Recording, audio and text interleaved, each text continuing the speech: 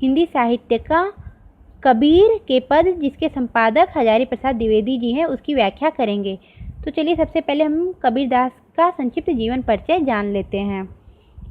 ऐसा माना जाता है कि महान कवि एवं समाज सुधारक महात्मा कबीरदास का जन्म काशी में सन 1398 ईस्वी में हुआ था। भक्त परंपरा में प्रसिद्ध है कि किसी विधवा ब्राह्मणी को स्वामी रामानंद के आशीर्वाद से पुत्र उत्पन्न होने पर उसने समाज के भय से काशी के समीप लहरतारा के पास फेंक दिया था, जहां से नीरू और नीमा नामक जुलाहा दंपति ने उसे ले जाकर पाला पोसा और उसका नाम कबीर रखा। इस प्रकार कबीर पर बचपन से ही हिंदू और मुस्लिम दोनों धर्मों के संस्कार पड़े। इनका विवाह लोई नामक स्त्री से हुआ था, जिससे कमाल और कमाली नाम की 2 संतानें उत्पन्न हुई। महात्मा कबीर के गुरु स्वामी रामानंद जी थे, जिनसे गुरु मंत्र पाकर ये संत महात्मा बन गए। जीवन के अंतिम दिनों में ये मगहर चले गए थे। उस समय यह धारणा प्रचलित थी कि काशी में मरने से व्यक्ति को स्वर्ग प्राप्त होता है तथा मगहर में मरने से नरक। समाज में प्रचलित इस अंधविश्वास को दूर करने के लिए कबीर अंतिम समय में मगहर चले गए थे। कबीर की मृत्यु के संबंध में भी अनेक मत है, लेकिन अनंत दास की कबीर परिचय में लिखा हुआ मत सत्य प्रतीत होता है कि 20 वर्ष में ये चेतन हुए और 100 वर्ष तक भक्ति करने के बाद मुक्ति पाई, अर्थात कबीर ने 120 वर्ष की आयु पाई थी। संवत 1455 से 1575 तक 120 वर्ष ही होते हैं। कबीर की मृत्यु संवत 1575 में हुआ था। अब हम कबीर की रचनाओं के बारे में जान लेते हैं। कबीर ने केवल 3 ही रचनाएं की थी, साखी, सबद, रमैनी। कबीर पढ़े लिखे नहीं थे, इन्होंने स्वयं स्वीकार किया है। मसी कागज छुओ नहीं, कलम गही नहीं हाथ। उनकी रचनाओं का संकलन उनके शिष्य धर्मदास ने बीजक नामक से संग्रह किया था, जिसके 3 भाग हैं, साखी, सबद, रमैनी। और कबीर की जो भाषा थी वो पंचमिली खिचड़ी थी, जिसमें अरबी, फारसी, भोजपुरी, पंजाबी, बुंदेलखंडी, ब्रज, खड़ी बोली आदि भाषाओं के शब्द मिलते हैं, जिसे पंचरंगी, मिलीजुली या पंचमेल खिचड़ी अथवा सधुकड़ी भाषा कहा जाता है। कबीर ने सहज, सरल व सरस शैली में उपदेश दिए हैं। अब चलिए पद संख्या 160 देख लेते हैं। लोकामति के भोरा रे, जो काशी तन तजय कबीरा, तो राम ही कहाँ निहोरा रे। तब हम वैसे अब हम ऐसे, यह जन्म का लाहारे, राम भगत परिजा को हित चितता को अचिरज कहाँ रे। गुरु प्रसाद साध की संगत, जन जीते जाय जुलाहा रे। कहे कबीर सुन हुरे संतो, भ्रमि परे जिनि कोई रे। जब काशी तस मगहर, ऊसर हृदय राम सती होई रे। चलिए इसका प्रसंग देख लेते हैं। कबीरदास ने भ्रम एवं अंधविश्वास को दूर करने का अथक प्रयास किया है। कबीरदास लोक में व्याप्त इस प्रकार के अंधविश्वास का निवारण करते हुए ईश्वर भक्ति को ही स्वर्ग प्राप्ति का साधन मानते हैं। चलिए इसका व्याख्या देख लेते हैं। कबीरदास जी कहते हैं कि इस संसार के लोग बुद्धि के कितने भी भोले हैं, वे समझते हैं कि काशी में मरने से हमें स्वर्ग की प्राप्ति हो जाएगी। यदि काशी में मरने मात्र से हमें मोक्ष मिलता है तो राम भक्ति करने की एवं उनकी कृपा याचना की आवश्यकता ही क्यों पड़ती। स्वर्ग नरक की बातें किसी विशेष स्थान पर मरने से नहीं जुड़ी है। मोक्ष की प्राप्ति ईश्वर के प्रति सच्चा अनुराग रखने तथा उस पर अटूट आस्था एवं विश्वास रखने से होती है।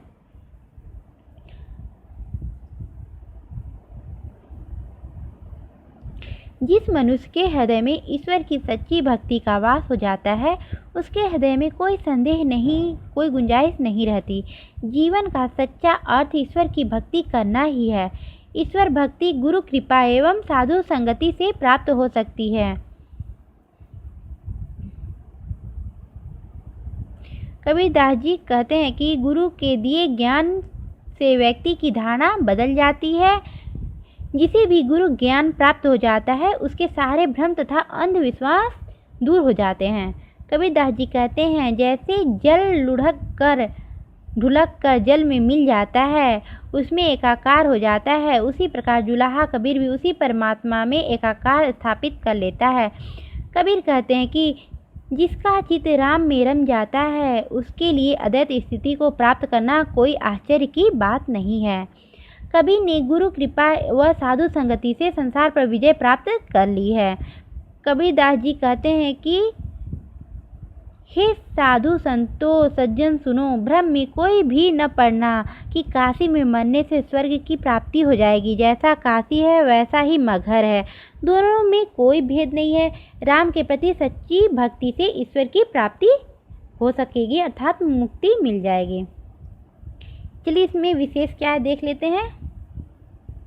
कबीर ने इस पद में अंधविश्वास का खंडन किया है और आत्मा परमात्मा के एकीकरण के लिए उन्होंने जल को उदाहरण बनाया है। जो इसमें द्वितीय पंक्ति है उसमें वक्रोक्ति अलंकार है और जो चतुर्थ पंक्ति में उदाहरण अलंकार है। चलिए अगला पद देखते हैं।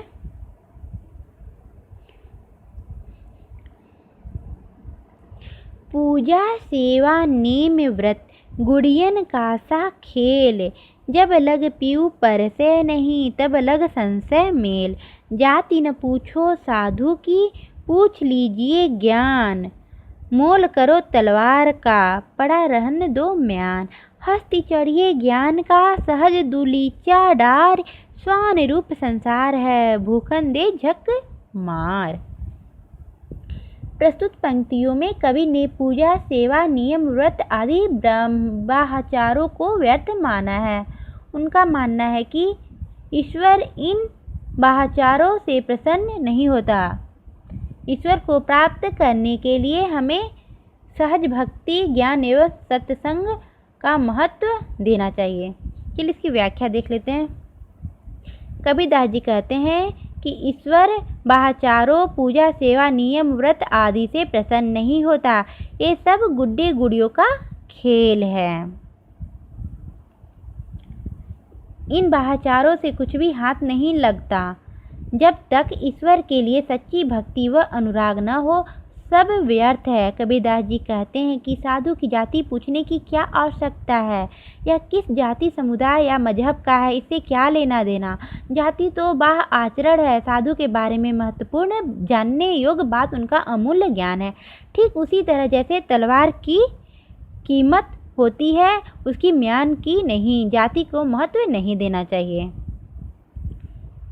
तृतीय साखी में कबीरदास जी कहते हैं कि ज्ञान रूपी हाथी पर सहज साधना का दुलीचा डालकर उस हाथी की सवारी पर निकल पड़ना चाहिए। इस कुत्ते रूपी संसार के भौंकने की कोई परवाह नहीं करनी चाहिए, अर्थात ज्ञान और भक्ति के पथ पर चलते हुए दुनिया की किसी आलोचना के प्रति निश्चिंत रहना चाहिए। कवि के कहने का तात्पर्य यह है कि सांसारिक लोग तो कुत्ते की तरह भौंकते ही रहते हैं, परंतु हाथी मदमस्त होकर निकल जाती है, वे कुत्तों की परवाह नहीं करती। इसी प्रकार सांसारिक लोगों की परवाह किए बगैर हमें सत्य मार्ग पर चलते रहना चाहिए। चलिए इसमें विशेष क्या है देख लेते हैं। कवि ने जाति पाति पूजा सेवा नियम व्रत आदि बाह्याचारों का खंडन किया है। प्रतीकात्मक शैली है, रूपक अलंकार भी है और दृष्टांत अलंकार भी है और लोक प्रचलित मुहावरा भी प्रयुक्त हुआ है, जैसे हाथी चली जाती है कुत्ते भौंकते रहते हैं। और जो भाषा है कबीरदास की वो सधुकड़ी है। चलिए अगला पद देखते हैं। तेरा मेरा तेरा मनुआ कैसे एक होई रे, मैं कहता हूँ आँखन देखी तू कहता कागद की लेखी। मैं कहता सुरझावन हारी तू राख्यो उरझाई रे, मैं कहता जागत रहियो तू रहता है सोई रे। मैं कहता निर्मोही रहियो तू जाता है मोही रे, जुगन जगन समुझावत हारा कहीं न मानत कोई रे। तू तो रंडी फिरे बिहंडी सब धन डारे खोई रे, सतगुरु धारा निर्मल बाहे वामे कापा धोई रे। कहत कबीर सुनो भाई साधु तब ही वैसा होई रे। प्रस्तुत पंक्तियों में कबीरदास जी ने अनुभव समस्त ज्ञान को ही प्रामाणिक मानते हैं, अर्थात वे आंखों देखी बात पर ही विश्वास करते हैं, शास्त्रों में लिखी बातों पर नहीं करते हैं। चलिए इसकी व्याख्या देख लेते हैं। कबीरदास जी कहते हैं कि मेरा और तुम्हारा मन एक कैसे हो सकता है। दोनों के सोचने और सत्य को समझने का तरीका अलग अलग है। कबीरदास जी कहते हैं, मैं तो आंखों से देखे हुए एवं अनुभव किए हुए सत्य को ही मानता हूँ, जबकि तुम कागज की लेखी अर्थात पुस्तकी ज्ञान को ज्ञान मानकर चल रहे हो। इस अनुभव साचा के आधार पर मैं सत्य की गुत्थी को सुलझाने वाले वास्तविक ज्ञान से अवगत करा रहा हूँ, जबकि तुम इन पोथियों के माध्यम से उसे उलझाने में लगे हो। मैं तो तुम्हें जागृत करने के लिए कहता हूँ और तुम उन शास्त्रों की बातों में आकर सो जाते हो, अतः अपना भला बुरा नहीं देख पाते। मैं तुझे सांसारिक माया मोह से दूर रखकर निर्मोही बनाने का उपदेश देता हूँ, किंतु तू है कि माया मोह में उतने ही लीन रहता है। कबीरदास जी कहते हैं कि तुझे समझाते हुए युग बीत गए, पर तू कही हुई बात मानता ही नहीं। तेरी स्थिति तो उस वेश्या के समान है जो अपने दुष्चरित के कारण अपने द्वारा अर्जित सारी संपत्ति स्वयं ही नष्ट कर लेती है। कबीरदास जी कहते हैं कि गुरु के उपदेशों की निर्मल धारा में यदि हम अपने शारीरिक एवं मानसिक विकारों को धो ले, तभी हमारा मन निर्मल होकर उस ईश्वर में एकाकार हो सकेगा। चलिए इसमें विशेष क्या है देख लेते हैं। कबीर ने शास्त्र ज्ञान के बजाय अनुभवी ज्ञान को प्राथमिकता दी है, और इसमें उपमा अलंकार है और गुरु के महत्व को अंतिम पद में बताया गया है, और भाषा सदु कड़ी है। चलिए अगला पद देखते हैं।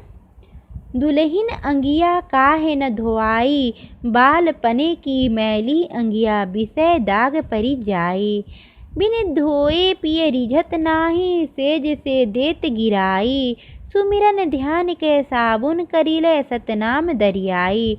दुविधा के भेद खोल बहुरिया, मन के मैल धोबाई। चेत करो तीनों पन बीते, अब तो गवन न गिचाई। पालन हार दार है ठाढ़े, अब काहे पछिताई।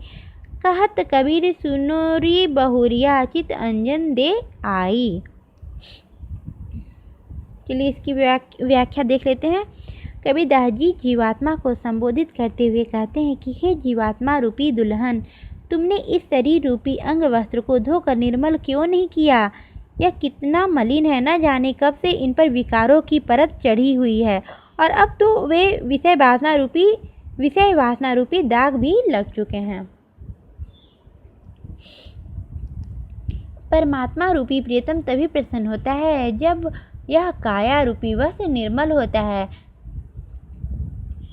पाप और मलिनता से उसे इतनी घृणा है कि उन्हें तो वह अपनी सया से नीचे गिरा देता है।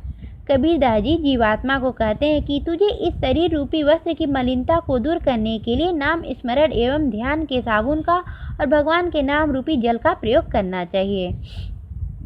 विषय वासना का मैल कटते ही तेरे मन की सारी दुविधाएं समाप्त हो जाएंगी और सर्वत्र निर्मल व्याप्त हो जाएगा। तुझे अब तो चेत जाना चाहिए, क्योंकि तेरी 3 अवस्थाएं बाल्यावस्था, युवा अवस्था और प्रौढ़ावस्था बीत चुकी है। अब तो चौथी अवस्था आ गई है और तेरे जाने का समय निकट आ गया है, अर्थात संसार से तेरी विदाई होने वाली है। तेरे पालनहार प्रियतम तेरे द्वार पर खड़े तुझे साथ ले जाने की प्रतीक्षा कर रहे हैं, अतः अब पश्चाताप क्यों कर रही हो।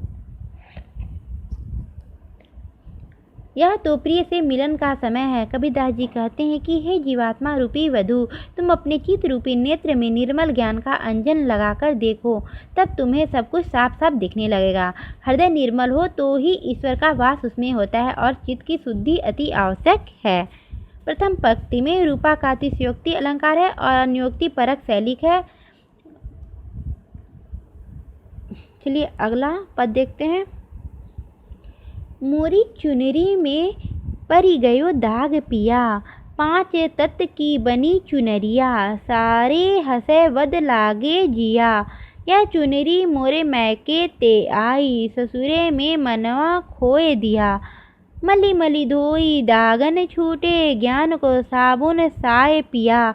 कहे कबीर दाग कब छूटी, जब साहब अपना लिया। कबीरदास जी कहते हैं कि मेरे शरीर रूपी इस चुनरी में विषय विकारों के दाग लग गए हैं।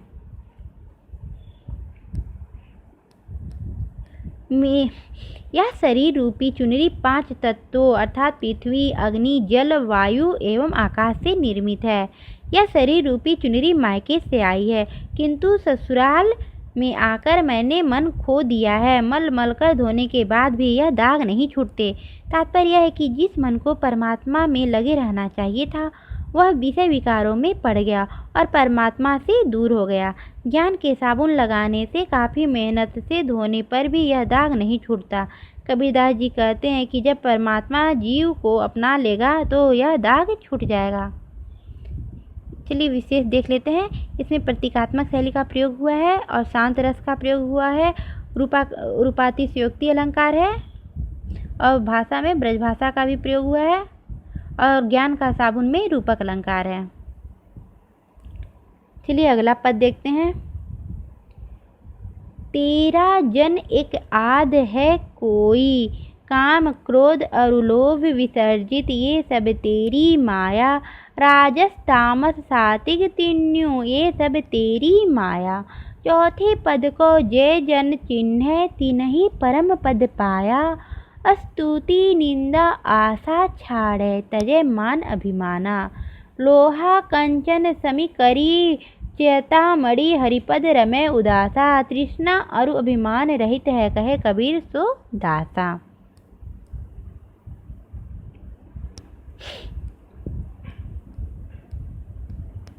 चलिए इसमें कबीरदास जी ने भक्त के लक्षणों की चर्चा की है। चलिए इसकी व्याख्या देख लेते हैं। कबीरदास जी कहते हैं कि हे प्रभु, मैं जानता हूँ कि इस संसार में कोई विरला ही आपका सच्चा भक्त है। सच्चा भक्त वही हो सकता है जो काम क्रोध और लोभ से पूरी तरह मुक्त होकर आपके चरणों में रम गया हो। सत्य रज और तम से युक्त यह त्रिगुणात्मक संसार आपकी माया है। इस बात को अच्छी तरह जानकर जो पुरुषार्थ चतुष्टय अर्थात धर्म अर्थ काम मोक्ष में से मोक्ष को भली भांति पहचानता है, वही परम पद को प्राप्त कर पाता है। कबीरदास जी कहते हैं, भक्त की विशेषताओं का वर्णन करते हुए कहते हैं कि सच्चा भक्त निंदा स्तुति मान अभिमान से परे होता है।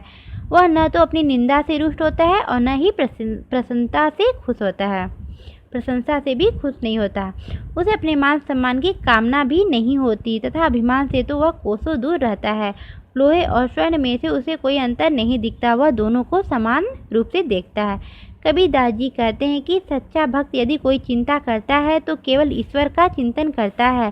सांसारिक चिंताओं से उसका हृदय पूर्णतः मुक्ति पा लेता है। सच तो यह है कि जिसका मन तृष्णा और अभिमान से रहित हो चुका है, वही ईश्वर का सच्चा दास है। सच्चा भक्त निंदा स्तुति आशा निराशा मान अभिमान से परे रहता है। इसमें विशेष यह है कि सच्चे भक्त के गुणों की चर्चा की गई है और भाषा सदुकड़ी है। आज की वीडियो में सिर्फ इतना ही। इसका अगला पार्ट अगले वीडियो में लेकर आएंगे। अगर आपको हमारी वीडियो पसंद आए तो प्लीज़ सब्सक्राइब करें और कमेंट करें। अगर आप NTA-NEET एग्ज़ाम की तैयारी करना चाहते हो तो मेरे चैनल को सब्सक्राइब कर लीजिए। धन्यवाद। के बारे में बताएंगे तो चलिए पद संख्या 167 देख लेते हैं। अबुझा लोग कहाँ लो बूझे बूझनहार विचारो। कीते रामचंद्र तपसी से जिन जग यह भरमाया। कीते कान भय मुरलीधर तिन भी अंत न पाया। कीते बौद्ध भय निकल की तिन भी अंत न पाया। केतिक सिद्ध साधक सन्यासी जिन बन बास बसाया। कीते मुनिजन गोरख कहिए तिन भी अंत न पाया। जाकी गति ब्रह्म नहीं पावे शिवंसन कादिक हारे। ताके गुण नर कैसे पै हो खड़ा कबीर पुकारे। कबीरदास जी ने इस पद में ईश्वर को समझने के सभी दावों पर अपनी अनुभवी दृष्टि से विचार किया है। चलिए इस पद की व्याख्या देख लेते हैं। अबुझा लोग कहाँ लो बूझे बूझनहार विचारो।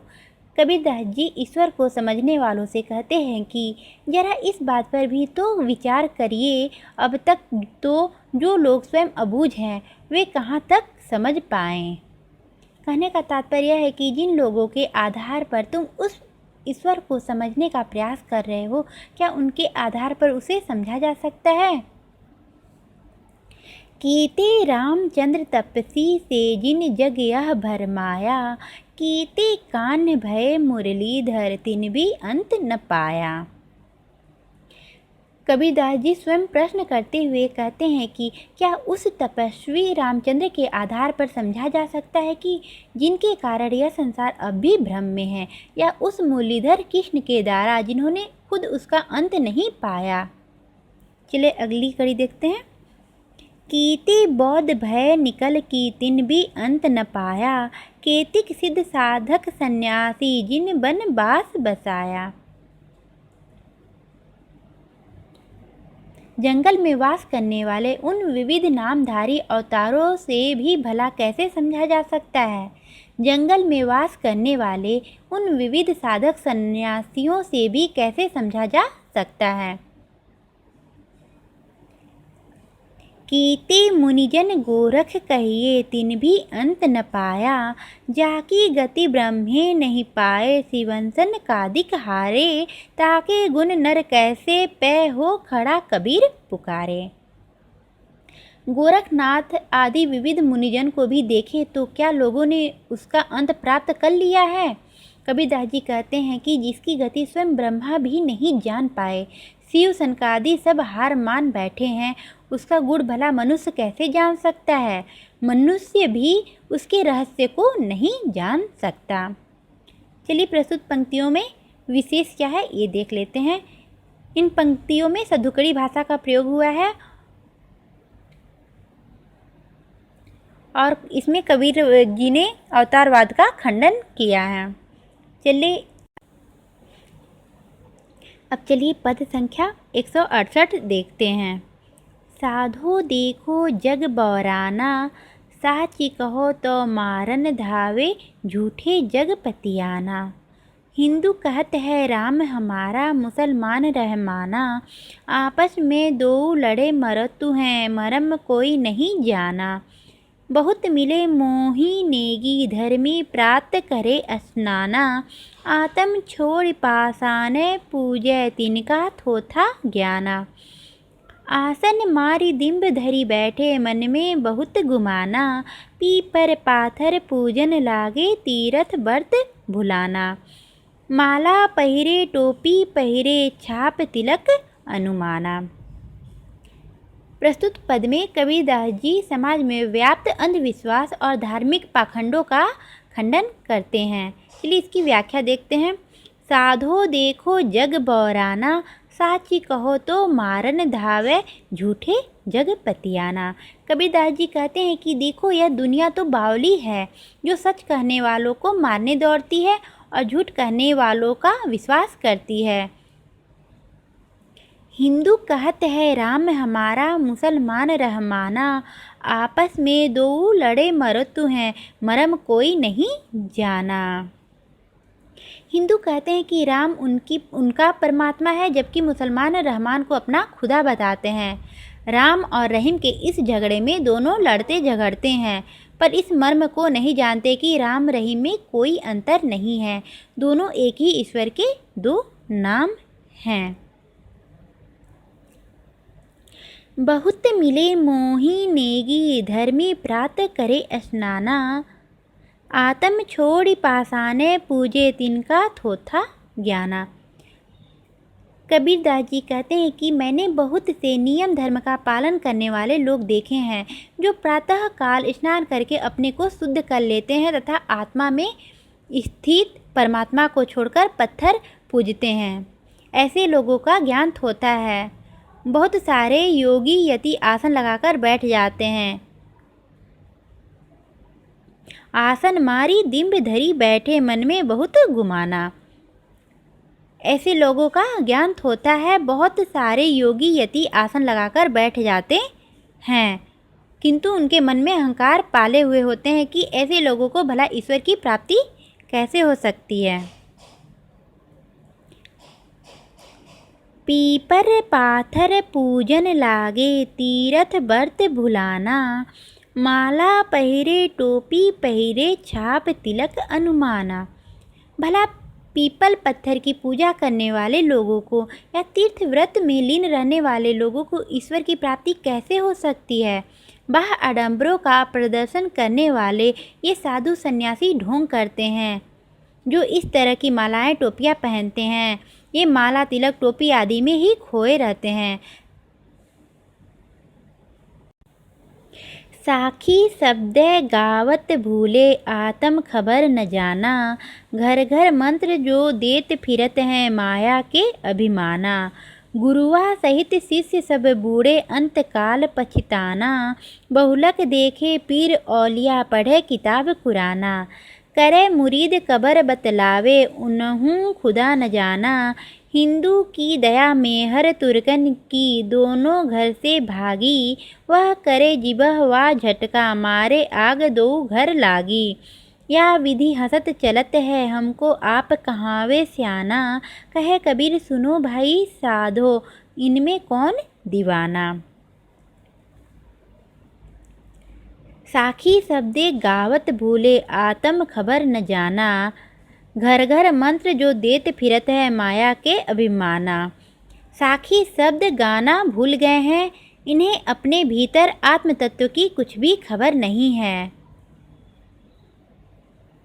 कुछ ऐसे भी गुरु घंटाल हैं जो घर घर घूमकर मंत्र देते हैं। ये सभी स्वयं भी माया के वश में है। गुरुआ सहित शिष्य सब बूढ़े, अंत काल पछताना। बहुलक देखे पीर औलिया, पढ़े किताब खुराना। कहे मुरीद कबर बतलावे, उन्हूं खुदा न जाना। अंत काल में इनका हश्र यह होता है कि गुरु व शिष्य दोनों डूबते हैं। बहुत से पीर और औलिया भी हैं, कुरान पढ़ते हैं, परंतु उन्हें भी तत्व ज्ञान नहीं है। वे सभी अज्ञानी हैं। कई अशिक्षित व्यक्तियों को अपना मुरीद बना लेते हैं, परंतु ऐसे लोग अंधकार में भटकते रह जाते हैं।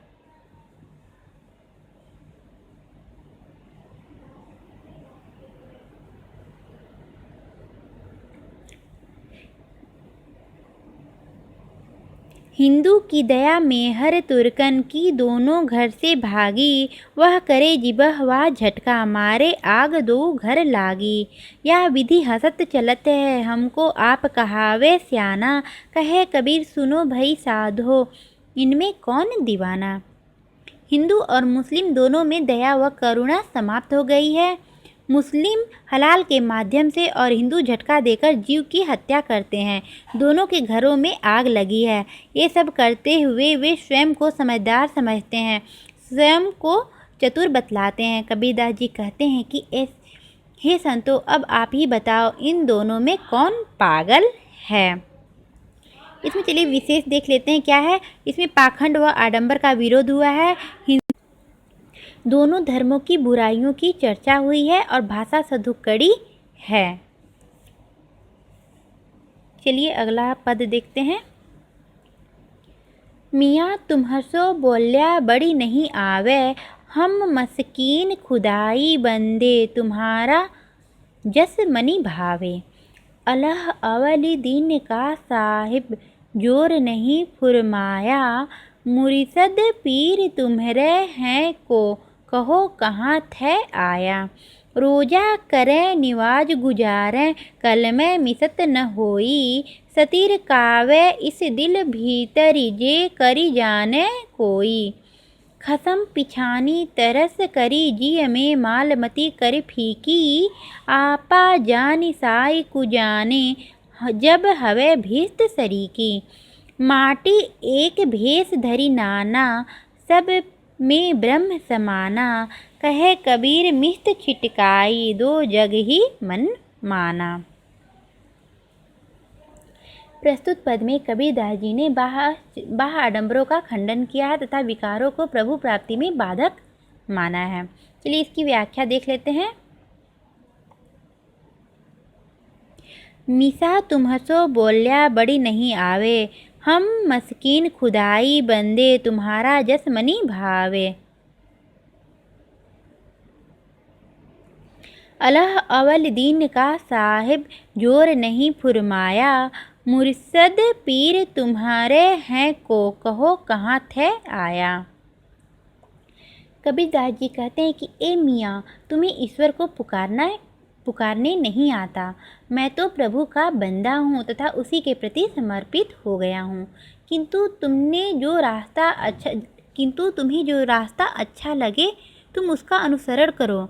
ईश्वर किसी एक का नहीं अपितु हिंदू और मुसलमान दोनों का स्वामी है। वह अहंकारियों के हृदय में नहीं रहता। कबीर मुसलमानों से पूछते हैं कि तुम्हारे पीर मुर्शिद कहाँ से आए हैं। रोजा करे निवाज गुजारे, कलमे मिसत न होई, सतिर कावे इस दिल भीतरी जे करी जाने कोई।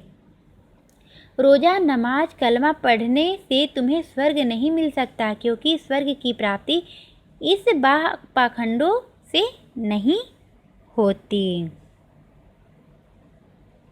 अपितु उसे होती है जिसके हृदय में ही काबा है, जो ईश्वर की ओर अपनी दृष्टि कर लेता है।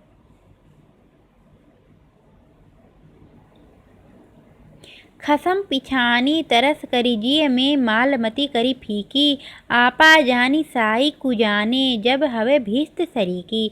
माटी एक भेष धरी नाना, सब में ब्रह्म समाना, कहे कबीर मिस्त छिटकाई दो जग ही मनमाना।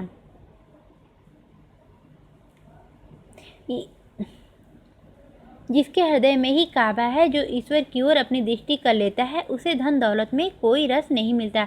ये सारी चीज़ें उसे फीकी लगती है। जब व्यक्ति अपने अहंकार पर विजय प्राप्त कर लेता है, तभी वह ईश्वर स्वरूप हो जाता है और उसे स्वर्ग की प्राप्ति होती है। आत्मस्वरूप को जानकर ही व्यक्ति ईश्वर को जान पाता है और तभी स्वर्ग को प्राप्त कर पाता है। एक ही मिट्टी से अनेक पुतले गढ़े जाते हैं, उसी प्रकार संपूर्ण प्राणियों में एक ही ब्रह्म समाया हुआ है। कबीरदास जी कहते हैं कि तू अहंकार में डूबा हुआ है, इसलिए तुझे स्वर्ग कैसे अच्छा लगेगा। तेरा मन तो दोजख अर्थात नरक में ही रमा हुआ है। इसमें विशेष देख लेते हैं, अरबी फारसी के शब्दों का प्रयोग हुआ है और आडंबरपूर्ण उपासना का विरोध किया गया है। चलिए अगला देखते हैं। वह क्यों काशी तजय मुरारी, तेरी सेवा चोर भय बनवारी। जोगी जति तपी सन्यासी, मठ देवल बसी परसै काशी। 3 बार से जे नति प्रति नहावे, काया भीतर खबरिन पावे। देवल देवल फेरि देही, नाव निरंजन कबहु न लेही। चरण विरद काशी को न देहूँ, कहे कबीर भल नरकहीं जय हूँ। कबीरदास जी ने इसमें काशी में नहीं परंतु मगहर में मृत्यु को प्राप्त किया, ताकि अंधविश्वास दूर हो सके कि काशी में मरने से स्वर्ग की प्राप्ति होती है और मगहर में मरने से नरक की प्राप्ति होती है। चलिए इसकी व्याख्या देखते हैं। वह क्यों काशी तजय मुरारी, तेरी सेवा चोर भय बनवारी। कबीरदास जी ईश्वर को संबोधित करते हुए कहते हैं कि वे काशी का त्याग क्यों करें, वे सबके सब तेरी सेवा से भी जी चुराने वाले हैं। जोगी जति तपी सन्यासी, मठ देवल बसी परसै काशी। ये योगी जति तपी और सन्यासी विविध मठों एवं देवालयों में काशी का स्पर्श करने के लिए बैठे हैं। इनके मन में यह धारणा घर कर गई है कि ये काशी में बसने मात्र से मोक्ष के अधिकारी हो गए हैं। इनके लिए प्रभु पद सेवा बहुत महत्व की बात नहीं रह जाती। 3 बार से जे नति प्रति नहावे, काया भीतरी खबरिन पावे। देवल देवल फेरि देही, नाव निरंजन कबहु न लेही। ये शरीर को तो दिन में 3 बार धोते हैं, परंतु इस काया के भीतर बसी हुई मलिनता को दूर नहीं कर पाते। इन्हें तत्व ज्ञान की खबर तक नहीं है। ये विविध दिवालियों में फेरी लगाते रहते हैं, परंतु उसे निरंजन परमात्मा का अता पता नहीं है। चरण विरद काशी को न देहूँ, कहे कबीर भल नरकहीं जय हूँ। कबीरदास जी कहते हैं कि प्रभु मैं आपके चरणों का दास हूँ, आपके चरणों में भक्ति करके मुक्ति को पा लूँगा। मैं यह यश काशी को क्यों दूँ, आपके चरणों की वंदना करते हुए मुझे मगहर में भी मरना पड़े तो भी मैं तैयार हूँ। चलिए इसमें विशेष क्या है देख लेते हैं। इसमें पाखंड का विरोध किया गया है और परमात्मा की भक्ति को महत्व दिया गया है और सदुकड़ी भाषा का प्रयोग हुआ है और अंतिम पद में उपमा अलंकार है। आज की वीडियो में सिर्फ इतना ही। अगर आपको हमारी वीडियो पसंद आए तो प्लीज़ लाइक, शेयर और कमेंट करें और मेरे चैनल को सब्सक्राइब करें। धन्यवाद।